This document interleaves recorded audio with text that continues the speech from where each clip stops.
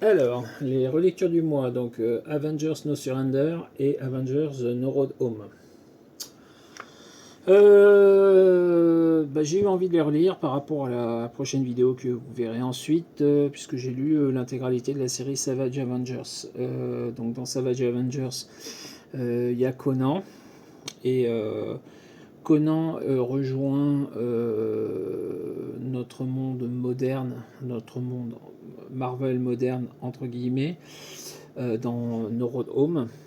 Et No Road Home est la suite directe de No Surrender. Donc j'avais envie de relire tout ça, de me remettre à jour de ce qui se passait dans ces mini-séries-là, de façon à ce qu'on puisse attaquer Savage Avengers de manière claire et limpide sur le fil conducteur Conan, puisque le fil conducteur de Savage Avengers, c'est une série avec des personnages qui sont en équipe, mais le fil conducteur reste quand même principalement Conan. Donc du coup, j'ai relu ça. Alors, bonne lecture. On sent quand même des différences de style suivant les épisodes et suivant qui les écrit. Mais les histoires sont assez bien drivées, assez bien contenues. Pas grand chose à en dire pour, pas grand chose à en dire contre. C'est pas forcément le meilleur moment de la lecture des lectures du mois, loin de là. Mais c'est pas un mauvais moment non plus. Particulièrement No Surrender qui met quand même des enjeux assez élevés.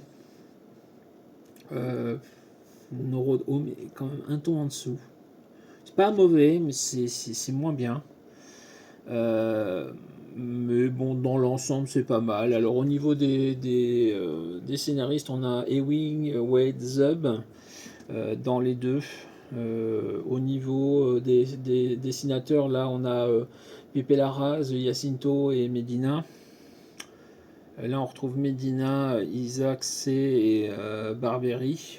Donc voilà, bon, c'est des dessinateurs actuels.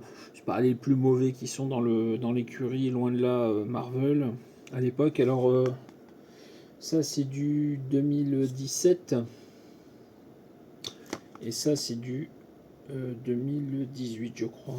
2018 ou 2019, je ne sais plus. Où est l'ours? Où est l'ours?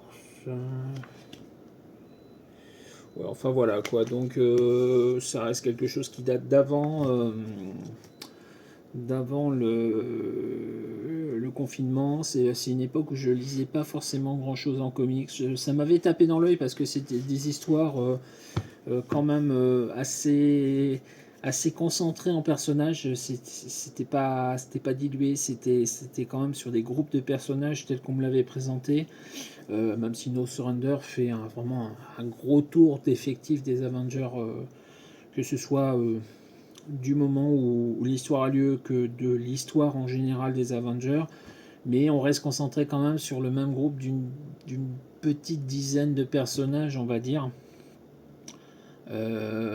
qui ont des rôles plus ou moins importants à tour de rôle, et ça permet d'avoir l'avantage d'avoir une histoire qui est très drivée en termes de construction des personnages, et très facile à suivre en même temps. No Road Home, c'est clairement concentré sur une partie de l'histoire du panthéon des dieux gréco-romains. Excusez-moi, j'ai du mal. Euh, ouais, c'est pas. C'est moins bien, c'est moins bien.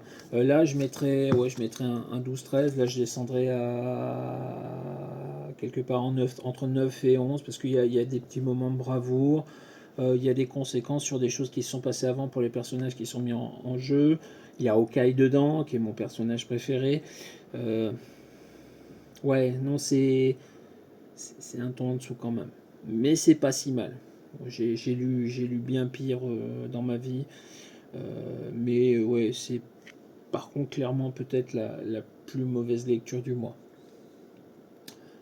Et ça va vous surprendre vu ce que j'ai lu. Très bien, moyen. A tout de suite pour Savage Avengers.